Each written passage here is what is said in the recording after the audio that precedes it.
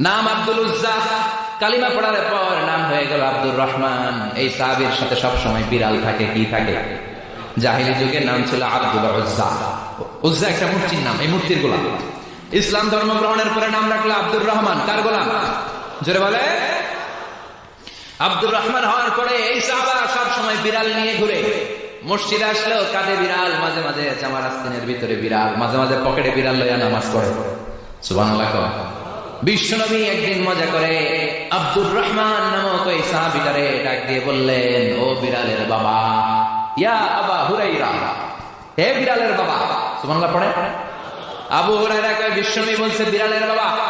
আমার নবী যদিও মজা করে ভালোবাসা থেকে আমার নাম দিয়েছে বিড়ালের বাবা, আজকে থেকে কেউ আমার আব্দুর রহমান ডাকবি না, মরার আগের দিন পর্যন্ত আমি থাকবো বিড়ালের বাবা।